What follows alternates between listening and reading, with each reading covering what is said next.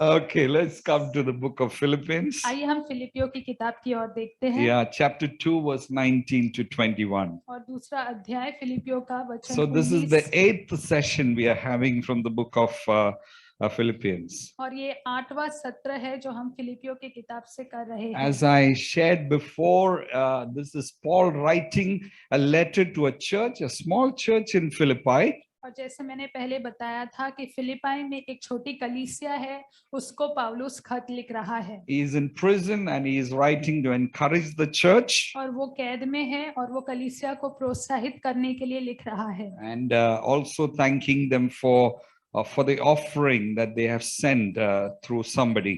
और जो दान उन्होंने किसी के द्वारा भेजा उसके लिए भी धन्यवाद So कर रहा he's है। not only thanking them for the gift that he received, तो जो तोहफा उसे मिला उसके लिए ही नहीं धन्यवाद कर but रहा, he is writing the letter to teach the church about various things. लेकिन वो खत लिख रहा है ताकि कलीसिया को कुछ बातों So की सीख दे we सके। looked at a number of aspects. One was about Christian maturity. तो हमने कई ऐसे पहलू देखे थे। एक था मसीह परिपक्वता And gospel transformation और सुसमाचार जो and परिवर्तित theology of करता है, suffering, और धर्मशास्त्र जो पीड़ा को लेकर है, considering others better than ourselves, और दूसरों को अपने आप से बढ़कर समझना, unity that comes through humility, और दीनता से जो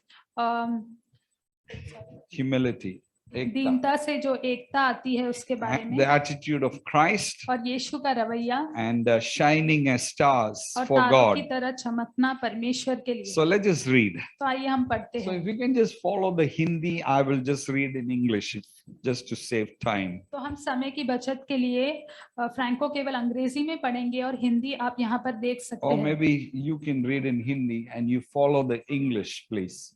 और शायद मैं हिंदी में पढ़ूंगी और आप यहाँ पर अंग्रेजी में पढ़ सकते हैं, अंग्रेजी भाषी लोग। तो फिलिपियों का दूसरा अध्याय वचन 19 से 29 तक पढ़ेंगे। मुझे प्रभु यीशु में आशा है कि मैं तीमुथियुस को तुम्हारे पास तुरंत भेजूंगा ताकि तुम्हारी दशा सुनकर मुझे शांति मिले, क्योंकि मेरे पास ऐसे स्वभाव का कोई नहीं जो शुद्ध मन से तुम्हारी चिंता करे, क्योंकि सब अपने स्वार्थ की खोज में रहते हैं, न कि यीशु मसीह की। पर उसको तो तुमने परखा और जान भी लिया है कि जैसा पुत्र पिता के साथ करता है वैसे ही उसने सुसमाचार के फैलने में मेरे साथ परिश्रम किया। वचन 23। सो मुझे आशा है कि ज्यों ही मुझे जान पड़ेगा कि मेरी क्या दशा होगी, त्यों ही मैं उसे तुरंत भेज दूंगा। और मुझे प्रभु में भरोसा है कि मैं आप ही शीघ्र आऊंगा। पर मैंने इपफ्रदीतुस को, जो मेरा भाई है और सहकर्मी और संगी योद्धा और तुम्हारा दूत और आवश्यक बातों में मेरी सेवा टहल करने वाला है, तुम्हारे पास भेजना अवश्य समझा। वचन 26। क्योंकि उसका मन तुम सब में लगा हुआ था, इस कारण वह व्याकुल रहता है, क्योंकि तुमने उसकी बीमारी का हाल सुना था, और निश्चय वह बीमार तो हो गया था, यहाँ तक कि मरने पर था। परंतु परमेश्वर ने उस पर दया की, और केवल उसही पर नहीं पर मुझ पर भी, कि मुझे शौक पर शौक ना हो। इसलिए मैंने उसे भेजने का और भी यत्न किया कि तुम उससे फिर भेंट करके आनंदित हो जाओ और मेरा भी शोक घट जाए। इसलिए तुम प्रभु में उससे बहुत आनंद के साथ भेंट करना और ऐसा का आदर किया करना, क्योंकि वही मसीह के काम के लिए अपने प्राणों पर जोखिम उठाकर मरने के निकट हो गया था, ताकि जो घटी तुम्हारे ओर से मेरे सेवा में हुई उसे पूरा करे। Amen. Let's just pray. आइए हम प्रार्थना करें। Father, we thank you for this morning, Lord. पिता, इस सुबह के लिए धन्यवाद। Thank you for your spirit that is at work in us. धन्यवाद, आपकी आत्मा हमारे बीच काम कर रही है। Lord, your word says, Lord, that the word is spirit, Lord God. प्रभु, आपका वचन कहता है कि वचन आत्मा है। प्रभु, The very words that you've given to us, the Bible, is the spirit of God.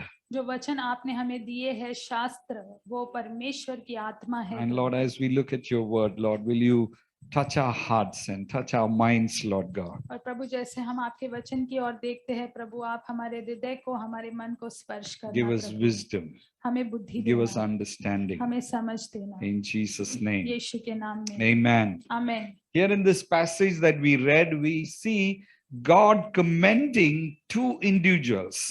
और यह अध्याय को जिससे हमने अभी पढ़ा हम देखते हैं परमेश्वर दो व्यक्तियों को सराह रहा है। Paul is writing about Timothy and Epaphroditus. और पौलुस वहां पर तिमिथी और एपफ्रोडिटस के बारे में लिखता So है। I'm going to just call him EP. Is it okay?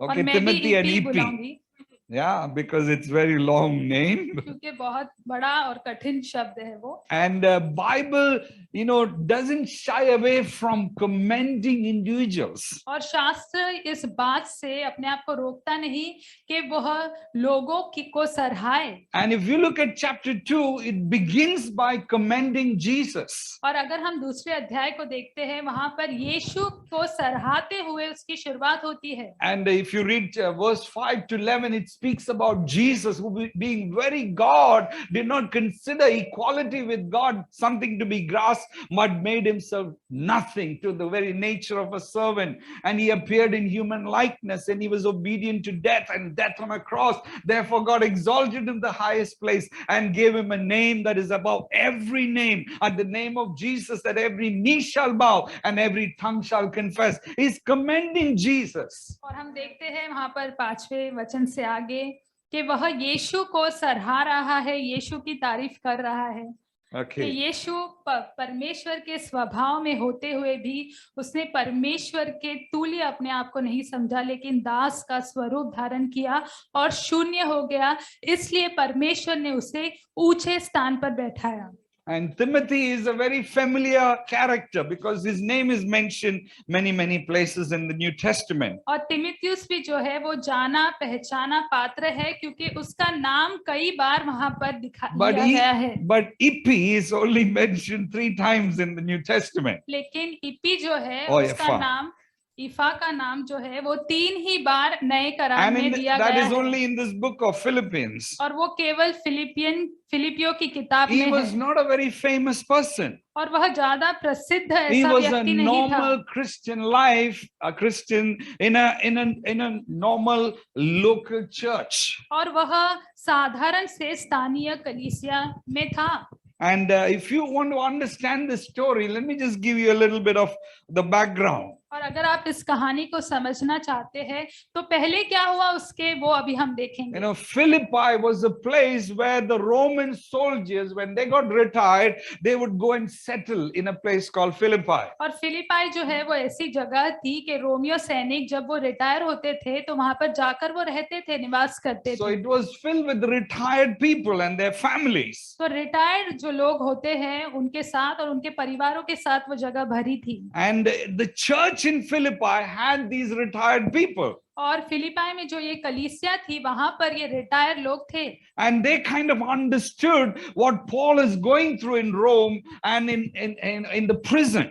और उन्हें समझ में आया कि पौलुस किस बात से गुजरता है रोम में और कैद में। And being such a great city in those ancient time, and they understood the difficulties that Paul could have gone through. और इतना बड़ा शहर उस समय में तो वो समझते थे कि पौलुस किस स्थिति से गुजरा So what they did, they collected some money. तो उन्होंने क्या किया कि कुछ पैसे उन्होंने इकट्ठा किए। They took an offering in the church and says, we must help Paul because he is in prison. He needs our help. और उन्होंने कलीसिया में दान इकट्ठा किया और कहा कि पौलुस की हमें मदद करना है क्योंकि वो कैद में है। So they might have asked in the church, who would like to go to Rome, which is almost 1,000 kilometers? Who would like to take this money to Paul? शायद उन्होंने कलीसिया में पूछा होगा कि कौन रोम जाना चाहेगा जो 1000 किलोमीटर दूर है और ये जो दान इकट्ठा किया है वो पौलुस तक पहुंचाएगा। So one of them put their hand.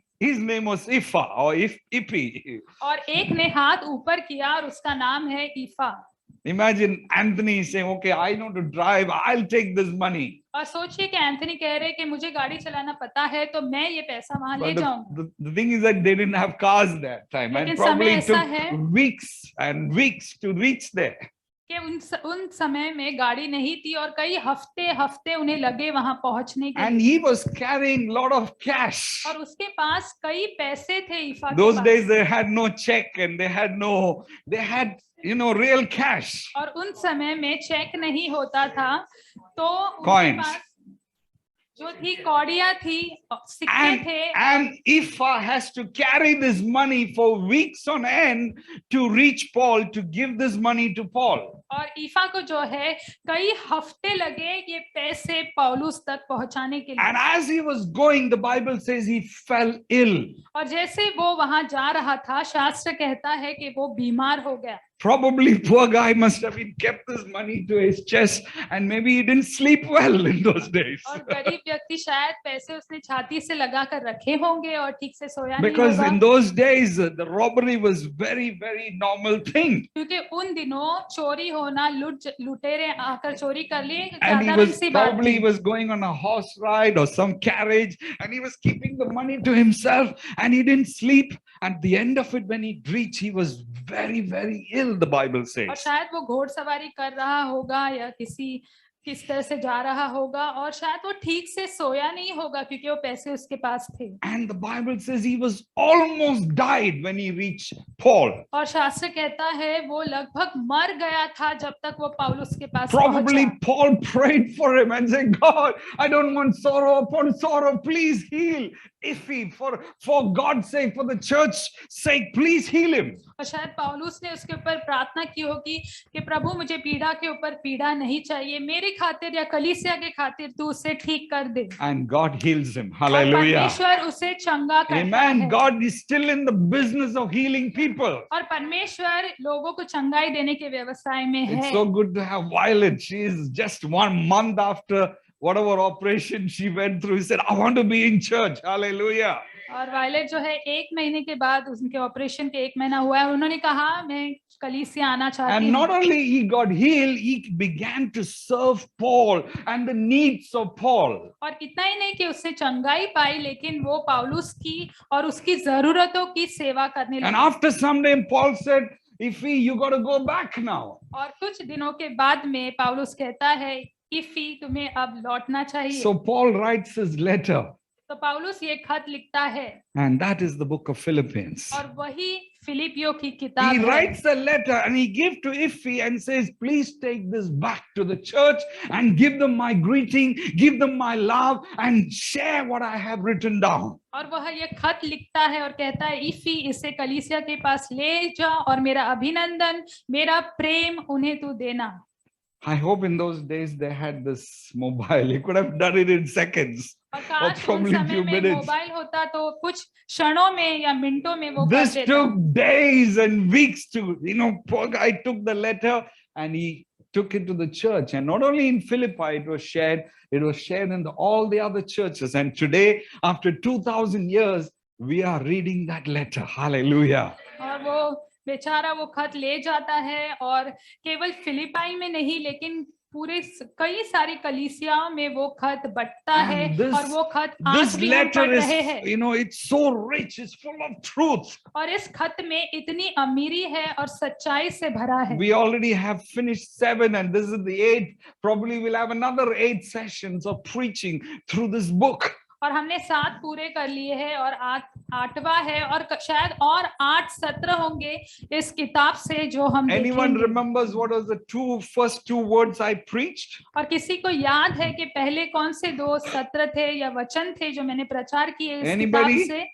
You will किसी get को a याद chocolate है? if you answer it. आपको चॉकलेट मिलेगा अगर आपने What was उत्तर the दिया। first 2 words I preached from पहले chapter 1? पहले अध्याय से मैंने कौन से 2 वचन का प्रचार किया था? Identity, something more, yeah? Maturity, okay, Christian maturity, a mature church. मसीह परिपक्वता या परिपक्व कलीसिया, So इसके बारे में। even in this passage that we just read, the 11 verses, Paul is extending the same theme. और ये 11वें वचन जो हमने पढ़े उसमें भी पौलुस वही विषय के बारे में बात कर रहा है And he is saying this is the way it is outworked in a local church. और वो कह रहा है इस तरह से यह किया जाता है स्थानीय कलीसिया में। So the topic today of my message is gospel ecosystem. और मेरा आज का जो शीर्षक है वो ये है सुसमाचार पारिस्थितिकी तंत्र। You know what is an ecosystem means? आप जानते हैं पारिस्थितिकी तंत्र उसका अर्थ क्या है? You know, in this world, everything is interdependent. और इस संसार में सभी बातें एक दूसरे पर निर्भर है। Errol started the meeting by saying, how many of you are excited about the rain? और एरल ने शुरुआत की ये कहते हुए कि आप में से कितने लोग जो है वो बारिश को लेकर If the उत्साहित है। monsoon doesn't come to India, imagine one year the monsoon says, oh, this year I'm not going to India. और ऐसा कल्पना करो कि बारिश कहे इस साल मैं भारत नहीं जाऊं। I tell you, India's economy will go down. मैं आपको बताऊं भारत की अर्थव्यवस्था है जो वो ढह जाएगी। We will not get pani in our taps. तो हमें हमारे नलों में पानी नहीं मिलेगा। Yes or no? हाँ या नहीं? We are so dependent on the monsoon. हम इतने निर्भर है बारिश पर। God has made this world, you know, God has given an ecosystem. He says one thing helps the other, and if you remove one thing, there's going to be chaos. और परमेश्वर ने पारिस्थितिकी तंत्र दिया है और परमेश्वर कहता है अगर तुम एक चीज हटा दोगे तो उसका असर दूसरे पर होगा। You know why the floods happen in the cities these days? आप जानते हैं बाढ़ क्यों आती है शहरों में आजकल? Because one of the reason is that all the marshy lands that we had in the cities or in Mumbai, it's all covered with mud and buildings have come up. और ये इसलिए हुआ है जो दलदली जमीन हमारे देश में है उसे हटाकर उसके ऊपर इमारत बना दी God गई doesn't है। want us to touch those marshy lands. और परमेश्वर नहीं चाहता है उस दलदली He जमीन को हम has, छुए। for reason, he has left that marshy land so that the floods won't happen in the cities. और परमेश्वर ने वो दलदली जमीन हमें दी है ताकि शहरों में बाढ़ न आए। God doesn't want us to, you know, break down the hills and the mountains and build buildings, because that hills and the mountain helps the ecosystem.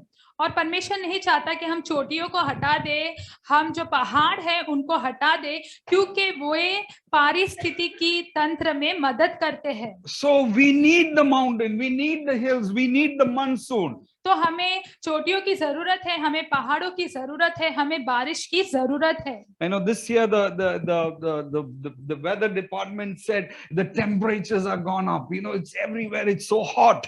और इस बार जो मौसम की जांच करते हैं उन्होंने कहा कि जो तापमान है वो इतना बढ़ गया है, सब जगह इतनी ज्यादा गर्मी है। Why?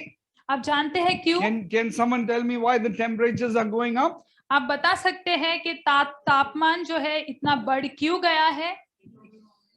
Global warming. Why? क्यों हुआ है ये? Cutting of trees. क्योंकि पेड़ काट दिए गए हैं। Yeah, if you cut the trees, somehow the temperatures are going to go up.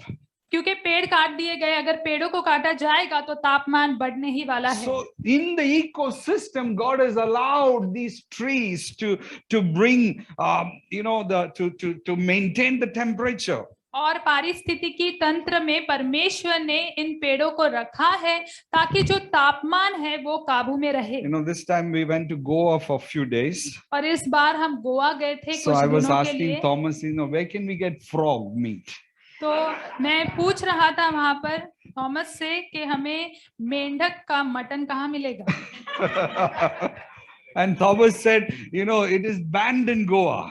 और थॉमस ने कहा कि गोवा में उस पर बैन रोक लगा दी गई है। You know why?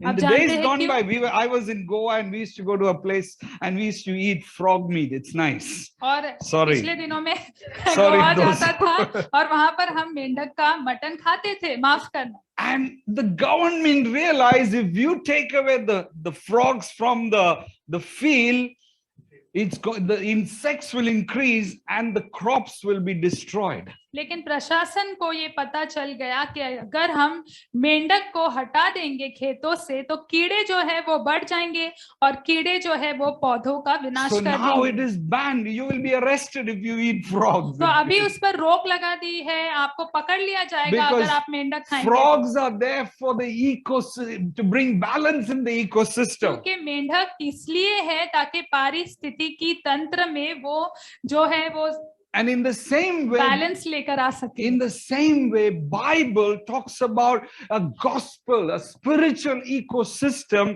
that helps growth and blessings. और इसी तरह से बाइबल में भी सुसमाचार पारिस्थितिकी तंत्र है जिससे जो हमारा आत्मिक बढ़ोतरी होती है You और know, आत्मिक बातें God होती हैं। wants us to be interdependent on the gifts and the people that God has given so that there is balance. और परमेश्वर चाहता है कि हम लोगों पर और उनके वरदानों पर हम निर्भर रहे ताकि वह जो व्हाट इज बैलेंस Balance. संतुलन बनाए रहे।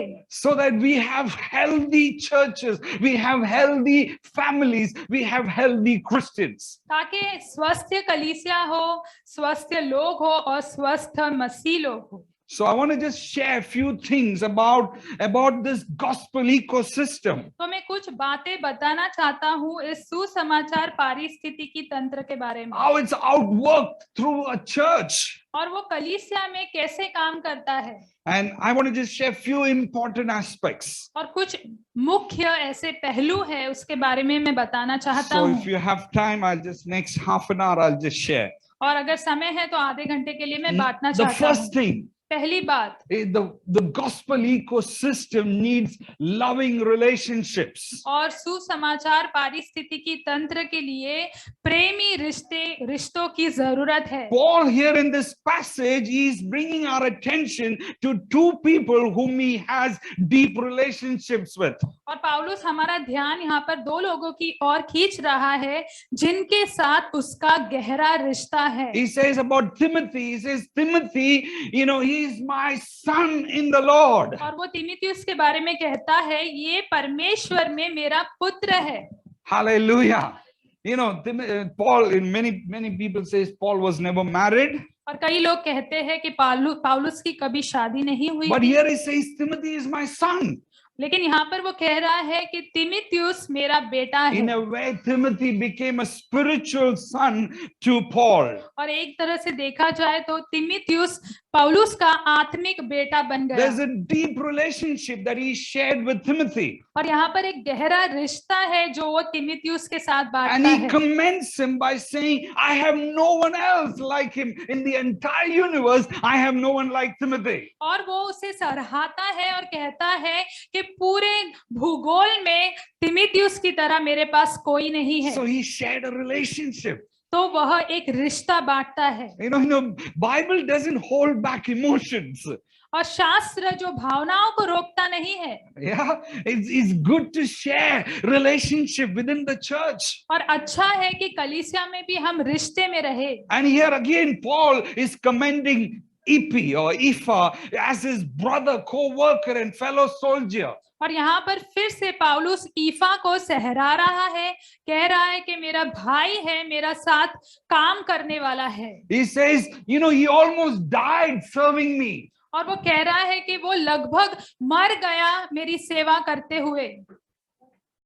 Last week we were in Goa. और I गए said हफ्ते हम गोवा to- में थे। I know we spent an evening with one of my dear friends, Jason and Goretti. और हमने जर्सन और गोरेटी वो हमारे प्रिय मित्र हैं उनके And साथ समय बिताया। they were pastors when he was my pastor when I was probably in my 20s. और वो मेरे पासवान थे जब मैं युवा था, करीबन 20 वर्ष का था।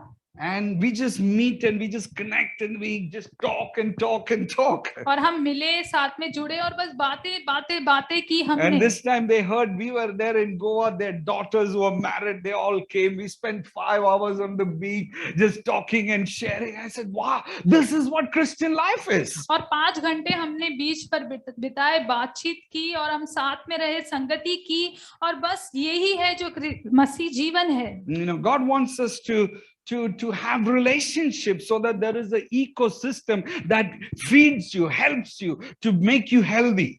और परमेश्वर चाहता है कि ऐसे रिश्ते हम बनाएं ताकि एक पारिस्थितिकी तंत्र हो जो हमें स्वस्थ बनाए. The best example that we have in the Bible is Trinity, the Father, Son, and the Holy Spirit. The Bible says they are so one, you cannot separate them. और सबसे अच्छा उदाहरण बाइबल में वो है त्रिएक परमेश्वर का, पिता, पुत्र और परमेश्वर. और शास्त्र कहता है कि कोई भी उन्हें अलग नहीं कर सकता है. Such a perfect relationship. और ये इतना सिद्ध ऐसा रिश्ता है. And in the Bible it says Jesus is his relationship with the church. He says he's committed to the church. He gave himself up for the church. और शास्त्र बताता है यीशु का रिश्ता जो कलीसिया से है कि वह कलीसिया की और वचन और उसने अपने आप को कलीसिया के लिए दे दिया. The Bible says Christ is the bridegroom and we are the bride. और शास्त्र कहता है कि हम दुल्हे हैं, कि यीशु दुल्हा है और हम दुल्हन हैं. And the Bible says it's a mystery. और शास्त्र कहता है कि ये एक रहस्य है. And we must reflect that, this must be reflected in our marriage as well. और ये हमारी शादी में भी दिखाई देना चाहिए. It says the Bible, husband love your wife as Christ loved the church. और शास्त्र में ये बात कही गई है, पति अपनी पत्नियों से ऐसे प्रेम करे जैसे यीशु कलीसिया से प्रेम करता है. How do we learn, things in our marriage? We look at Jesus and his relationship with the church and we learn that in our marriage. और हम यीशु और उसका रिश्ता जो है कलीसिया से वो देखते हैं और वही हम हमारी शादी में सीखते हैं. And wives, submit your husband. और पत्नियों अपने पति की ओर अधीन रहो. Recently our children asked us this question. और हाल ही में हमारे बच्चों ने ये प्रश्न मुझसे पूछा. Where does it say in the Bible that we cannot have more than one wife?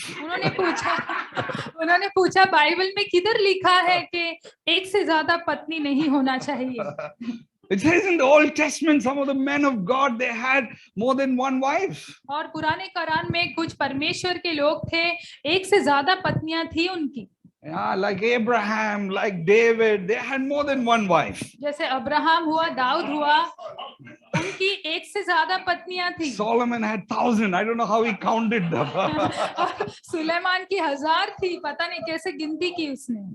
Where does it say in the Bible we cannot have more than one wife? और शास्त्र में कहाँ लिखा है कि एक से ज्यादा पत्नी नहीं होना चाहिए? It says in Ephesians. और इफिसियों की किताब में लिखा है. Christ, the bridegroom, has one bride, that is his church. और यीशु दुल्हे की एक ही पत्नी है और वो है उसकी कलीसिया. And that bride has got one bridegroom. और That उस is Jesus. दुल्हन की का एक ही दुल्हा है और वो है यीशु मसीह. The bride has no other bridegrooms. और कोई और दुल्हा या दुल्हन नहीं है, वो केवल एक ही है. No saints can replace the bridegroom, Jesus Christ. और कोई भी संत उस दुल्हे की जगह नहीं ले सकता है जो Ephesians है 5 यीशु verse Masih. 5:31 it says, therefore man shall leave his father and mother and hold fast to his wife, and the two shall become one flesh. इफिसियों की किताब 5वां अध्याय 31 से 32वां वचन. इस कारण मनुष्य माता पिता को छोड़कर अपनी पत्नी से मिला रहेगा और वे दोनों एक तन होंगे. यह भेद तो बड़ा है, पर मैं मसीह और कलीसिया के विषय में कहता हूँ. It says it's a mystery that is profound. और यहाँ पर लिखा है कि वो एक रहस्य है. So married men, if you're thinking about other women, please stop. और विवाहित आदमी अगर आप किसी और महिला के बारे में सोच रहे हैं तो रुक जाइए. Or married woman, if you're thinking of other men, please stop. और अगर आप शादीशुदा महिला है किसी और पुरुष के बारे में सोच रही है तो कृपया रुक जाइए. In the gospel ecosystem, God has put man and woman together. क्योंकि सुसमाचार पारिस्थितिकी तंत्र में परमेश्वर ने महिला और पुरुष को साथ रखा है. There's one wife. ये एक पत्नी. Okay, for life. जीवन भर के लिए. Hallelujah. Amen. This church had relationship issues at the same time. और इस कलीसिया में रिश्तों को लेकर भी संघर्ष थे। So Paul is mentioning in Philippians chapter 4 verse 2, he's asking them, please settle down your issues. और फिलिपियों के 4 अध्याय वचन 2 में वो कह रहा है, कृपया करके आपकी जो मुश्किलें हैं उसे आप ठीक कर दीजिए। Though women are fighting, 2 महिलाएं हैं वहां पर लड़ रही है, and one name is Euodia and the other one is Syntyche. और एक का नाम यूडिया है और दूसरी का नाम Ephesians, no, सिंडिकी है। Philippians, yeah. It says, please settle the matters. Please don't fight. Church is not a place that you can fight and have your differences, but, settle your differences so that we can worship God. और वो कह रहा है कि कलीसिया ऐसी जगह नहीं है जहां पर आप लड़ाई करें, कृपया करके आपकी जो संघर्ष है, मुश्किलें हैं, उसे ठीक कर दीजिए। You know what is the reason he is giving?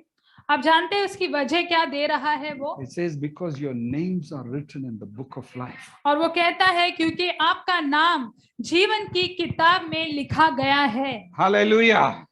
Imagine Violet and Auntie Maya is fighting all the time. और ऐसी कल्पना करो कि आंटी वायलेट और आंटी माया हमेशा लड़ाई करते हैं। When they get to heaven, can they fight? जब वो स्वर्ग में पहुंचेंगे क्या वो लड़ाई कर सकते हैं? Yes? No. So God is saying, your name is written in the book of life. Now live as if heaven is down on earth through the Spirit of God in your life. और परमेश्वर कह रहा है आपका नाम जीवन की किताब में लिखा है, आप ऐसे लिखो जियो के जैसे स्वर्ग पृथ्वी पर है। Amen. I want to encourage you. मैं आपको प्रोत्साहन करना चाहता हूँ। Your names are written in the book of life. आपका नाम जीवन की किताब में लिखा है। Just make it 22. It's so hot. Okay, and Jesus is coming soon. और यीशु जल्दी लौट रहा है। Let's not fight for money. आइए हम पैसे के लिए ना लड़ाई लड़ें। Yeah.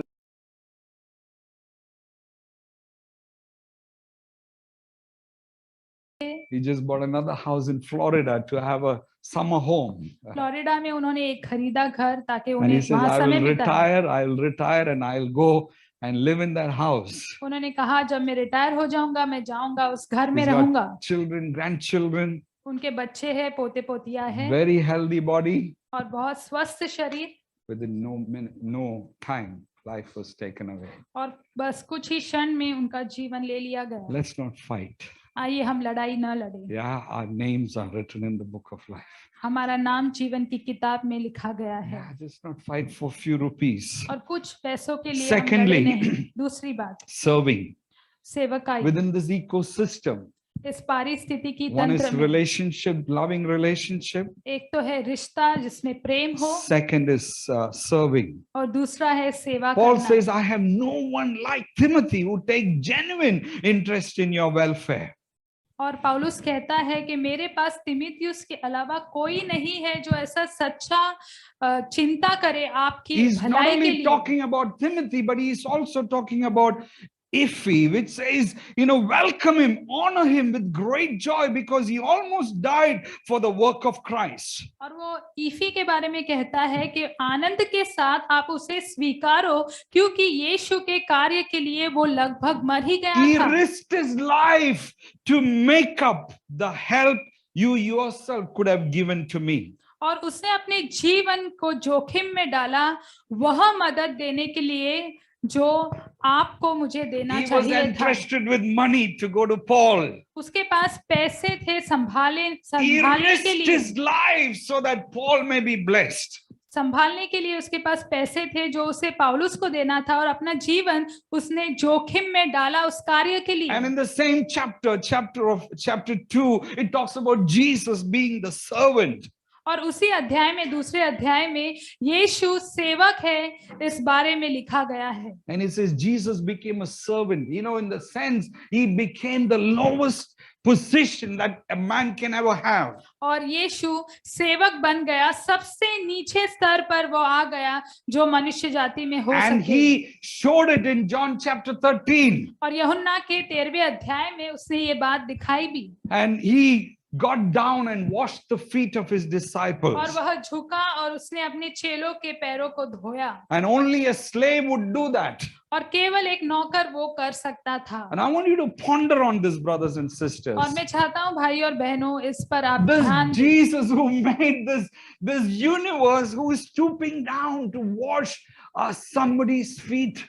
ये यीशु जिसने पूरे संसार को बनाया, वह झुकता है कि वह अपने चेलों के पैर धो सके। Everyone looks out for their own interest, हर कोई अपनी भलाई के लिए सोचता है, not of those of Jesus Christ. और वैसे नहीं, उनके लिए नहीं जो यीशु मसीह के I हैं। want you to reflect on this. मैं चाहूंगा कि आप इस पर ध्यान दें। Everyone.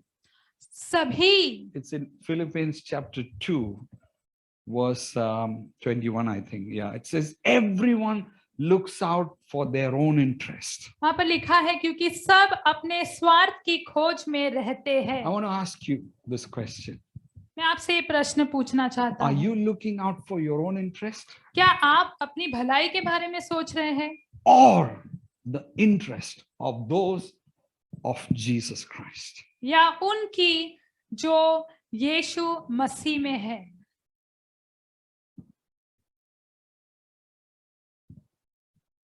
At the end of the day, और दिन के अंत में where are you?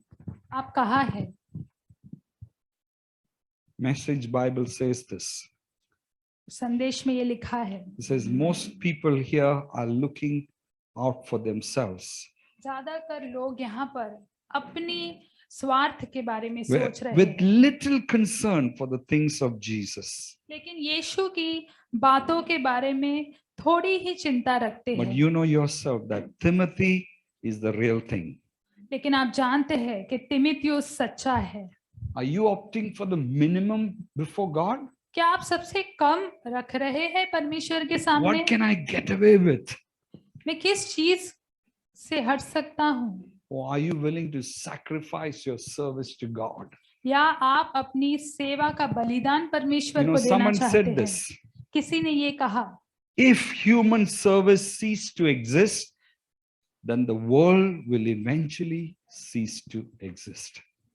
अगर मनुष्य सेवा का अंत हो जाएगा, यदि मानव सेवा समाप्त हो जाती तो संसार का अस्तित्व समाप्त हो जाता। You understand what I'm saying?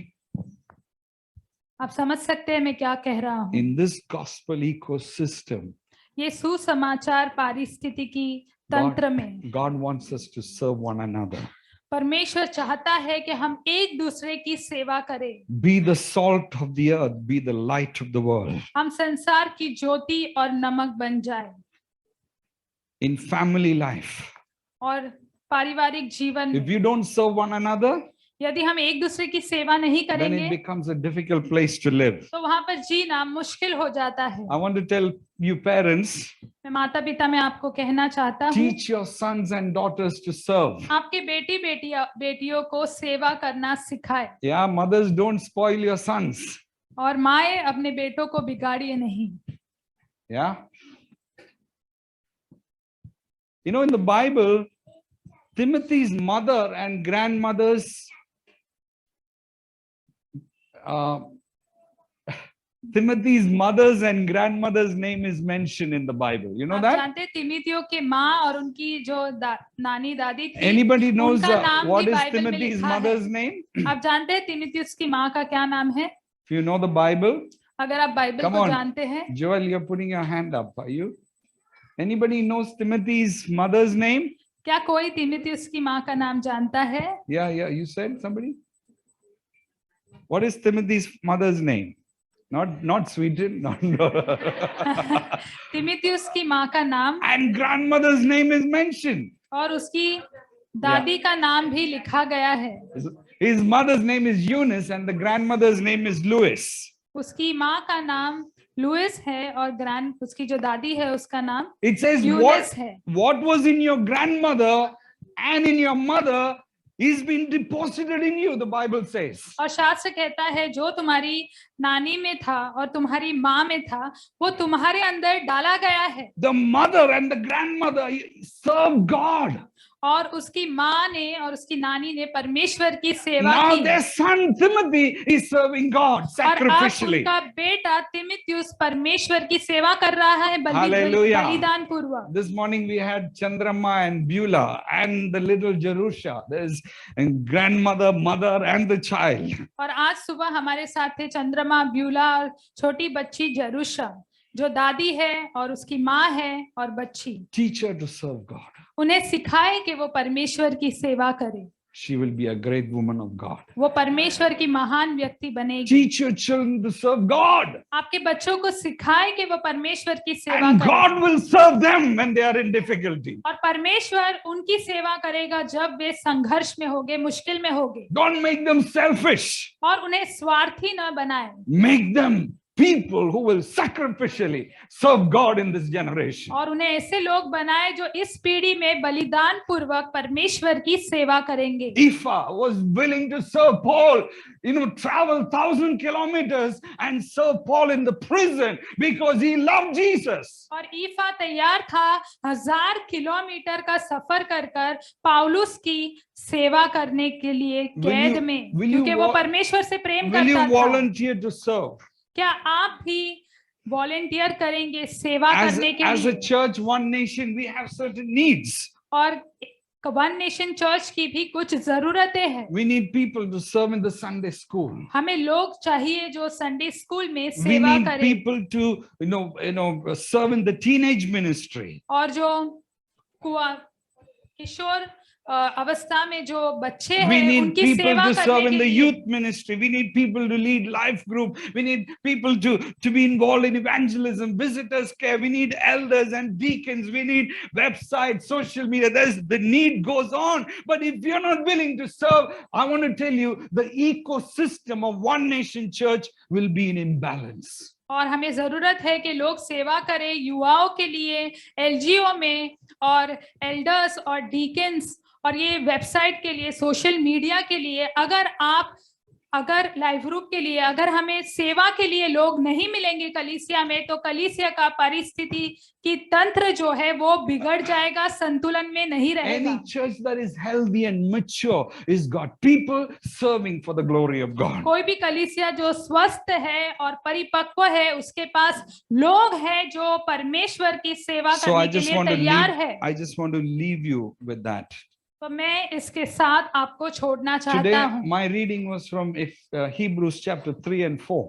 और मेरा आज का पढ़ना था इब्रानियों की किताब से 3 और 4 अध्याय। Three times it says, today, if you hear his voice, do not harden your heart. और वहां पर 3 बार ये बात लिखी है कि अगर आज आप उसकी आवाज सुनते हैं तो आपके हृदय को कठोर न करें, As you did in the days of wilderness. जैसे आपने उन दिनों में किया था।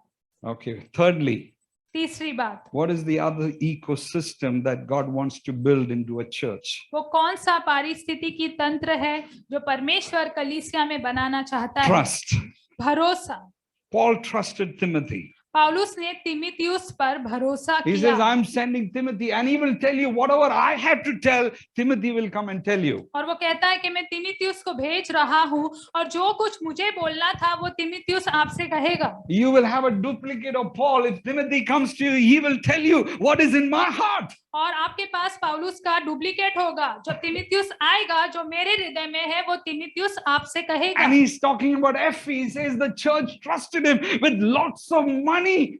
और वो एफी के बारे में कह रहा है कि कलीसिया ने उस पर भरोसा किया बहुत सारे पैसों के लिए। I want to tell you, if he could have run away and made his life for himself, और मैं आपको बताऊं, वो चाहे तो भाग जाता और अपना जीवन बना सकता था। he could have said, maybe 10-15 lakhs are there, I can make a life. और वो कह सकता था 10-15 लाख है, मैं मेरा जीवन बना सकता हूँ। Why should I go to Paul, old man? He's going to die anyway in Rome. क्यों Let's जाओ forget पौलुस के it. पास, बूढ़े व्यक्ति के पास, वैसे भी रोम में मरने वाला है पौलुस, भूल जाओ उसे। He could have gone with the money.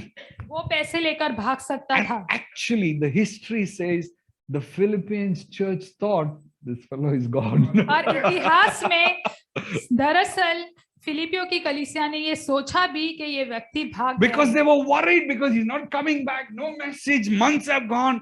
And later Paul writes, sorry, he was ill. He was almost died. So receive him, honor him, and encourage him. क्योंकि वो आ नहीं रहा था, कई महीने बीत गए और बाद में पौलुस कहता है कि वो बीमार था, कृपया आप उसका स्वागत करें, उसे आप आमंत्रित करें। We need to trust each other. हमें एक दूसरे पर भरोसा The करना चाहिए। foundation of a church is trust. कलीसिया की बुनियाद भरोसा है Foundation of a marriage is trust. और एक शादी की बुनियाद भी भरोसा है। Some people say foundation is love. Let me tell you, it's not love. और कुछ लोग कहते हैं बुनियाद प्रेम है, मैं आपको कहूँ कि प्रेम It's बुनियाद trust नहीं and है। respect.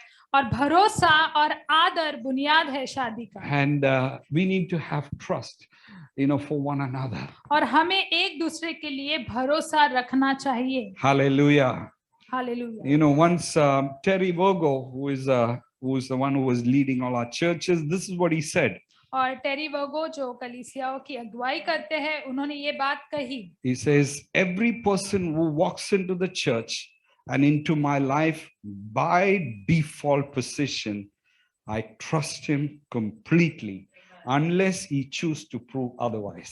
उन्होंने ये बात कही, प्रत्येक व्यक्ति जो चर्च में और मेरे जीवन में आता है, मेरी डिफॉल्ट स्थिति उस पर पूरी तरह से भरोसा करने की है, जब तक कि उसने अन्यथा साबित करने का विकल्प नहीं चुना। Amen. Yeah, if you remove trust, अगर आप भरोसा निकाल there is देंगे no New Testament church. तो नए करार की कलीसिया नहीं होगी। There is no gospel transformation. सुसमाचार द्वारा परिवर्तन नहीं होगा। Can I just encourage you? क्या मैं आपको प्रोत्साहित कर सकता हूँ? Let's cultivate a culture of trust. आइए हम ऐसी संस्कृति बनाए जहाँ पर भरोसा हो। Fourthly, progressive vision. और चौथी बात है I'll just quickly go through. I got 5 लक्ष्य। मैं minutes. जल्दी से ही बताऊंगा अभी। Yeah, Paul was a man of vision.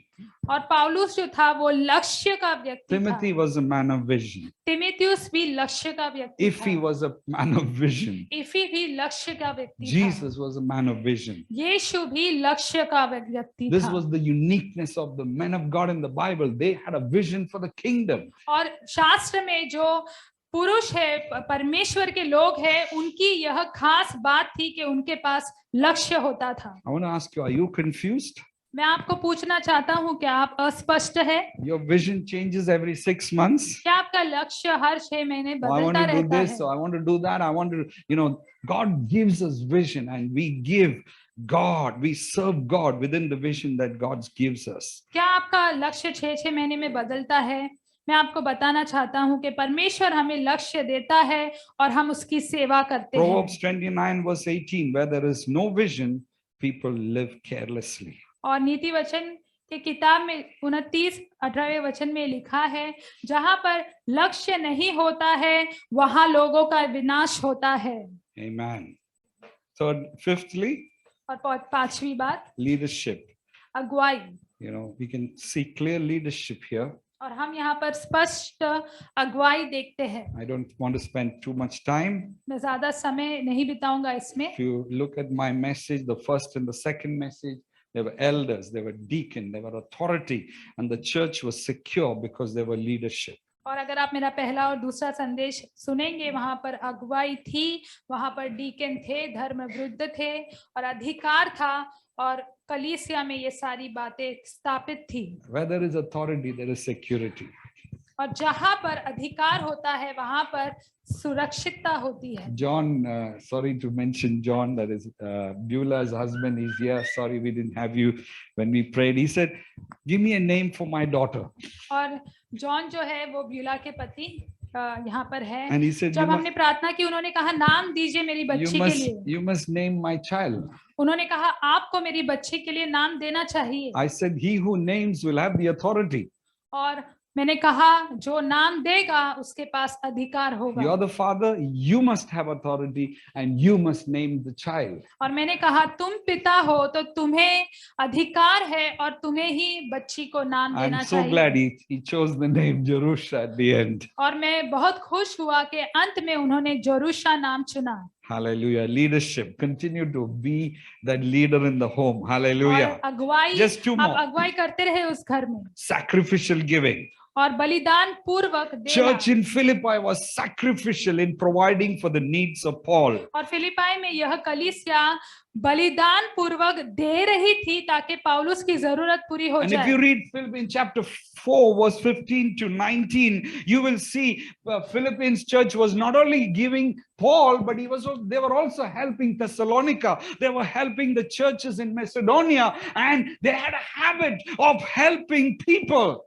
और अगर आप इस अध्याय को पढ़ेंगे, फिलिपियो के 4 अध्याय, तो वो केवल फिलिपियो की कलीसिया को नहीं दे रहे थे, लेकिन वो थेसलोनिका और मैसेडोनिका इन कलीसियाओं की और भी दे रहे थे। And at the end we have this verse 19, and said, and my God will meet all your needs according to the riches of his glory in Christ Jesus. और यहाँ पर ये वचन है कि मेरा प्रभु यीशु अपनी अमीरी के द्वारा तुम्हारी सारी जरूरतों को, आवश्यकताओं को पूरा करेगा। We must look at it in the context. और उसी संदर्भ में हमें देखना है। They were giving to others, and God says God will provide. Paul is saying God will provide all your needs. और वो दूसरों को दे रहे थे, और पौलुस कहता है कि परमेश्वर तुम्हारी जरूरतों को पूरा करेगा। As you give, God will give you back. और जैसे तुम देते हो, परमेश्वर तुम्हें लौटाएगा। Anybody want financial blessing? किसी को आर्थिक How many people Ashish want की financial जरूरत है? blessing? कितने लोगों को आर्थिक आशीष चाहिए? You want to have lots of money? Put your hand up. आपको बहुत सारे पैसे चाहिए तो हाथ ऊपर कीजिए। Yeah, you want a lot of money? I'll tell you a secret. तो मैं एक रहस्य बताता हूँ, सीक्रेट बोलता हूँ आपको। Sacrificially give. बलिदान पूर्वक दे दो। Amen. The Bible says then he will give it back to you. और शास्त्र कहता है कि वो आपको लौटाएगा। Pressed down, shaken together, runneth over into your lap. और भरपूरी से वो आपको देगा कि आप समा भी नहीं पाएंगे। Hallelujah. Finally, आखिर में sending and receiving. भेजना और स्वीकार करना। Paul is talking about that word send number of times in these 11 verses. और इन 11 वचनों में पौलुस जो है वो भेजने की बात कई बार कर रहा है। I am sending Timothy. वो कह रहा है मैं तिमुथियुस को I भेज am रहा sending हूँ, Ephi. मैं ईफी को भेज रहा हूँ। In the gospel ecosystem, there's sending, there's receiving. और सुसमाचार पारिस्थितिकी तंत्र में भेजना और स्वीकार करना, ये दोनों बातें Like we शामिल send है। Ajay and Amit and their families to Bihar. God wants us to be a blessing. और जैसे हमने अजय को भेजा और अमित को भेजा, उनके परिवारों को भेजा बिहार में, परमेश्वर चाहता है हम भेजे ताकि हम Don't keep our आशीष पाएं। blessing to ourselves. और हमारे आशीषों को हमें अपने तक सीमित नहीं रखना है, Because our God sent his son. क्योंकि हमारे परमेश्वर ने अपने बेटे को भेजा। Our Father sent his only son so that he could die and we could have salvation. और हमारे Hallelujah. पिता ने अपने एक लौते पुत्र को भेजा ताकि वो मर जाए हमारे लिए और हमें उद्धार मिले। It says in Galatians 4 verse 4, it's at the right time, at the fullness of time, Father sent his son. और गलीतियों के 4 अध्याय में लिखा है कि बिल्कुल सही समय पर परमेश्वर ने अपने पुत्र को भेजा। Patricia encouraged us as we broke bread. और पेट्रिशा ने हमें प्रोत्साहित किया जैसे हमने रोटी तोड़ी। How many of us take the gospel? हम में से कितने लोग सुसमाचार को ले जाते हैं? Are we keeping the gospel to ourselves? क्या हम सुसमाचार को अपने तक ही सीमित रख Will you रहे step हैं? out of your home and share the love of Jesus? क्या हम हमारे घर से बाहर कदम रखेंगे और यीशु के प्रेम को बांटेंगे? Be the sent one. Be the sent one. आप भेजे हुए बन जाइए। There's a verse in the Bible in Isaiah 6. और यशायाह के 6 अध्याय में एक वचन लिखा And है। Isaiah had this great encounter with God. जब यशायाह का ये महान मिलना हुआ परमेश्वर के साथ, And God said asked Isaiah, और परमेश्वर ने यशायाह से पूछा, who will go for me? कौन मेरे लिए जाएगा? Whom shall I send? मैं किसे भेजूं? Isaiah said, send me. यशायाह ने कहा मुझे भेजो। Not my neighbor, मेरे पड़ोसी को नहीं, not my wife, मेरी पत्नी को नहीं, not my son, मेरे बेटे को नहीं, not my daughter. मेरी बेटी को नहीं, Send me. मुझे भेज। I'm available.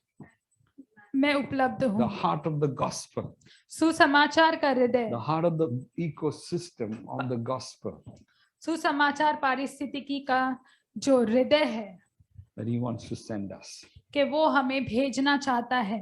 That's why Jesus said in Matthew 28, इसलिए यीशु ने कहा मत्ती के 28वें वचन go में, and make disciples. जाओ और चेले बनाओ। He didn't say make disciples. उन्होंने ये नहीं कहा चेलों को तैयार करो, He says go.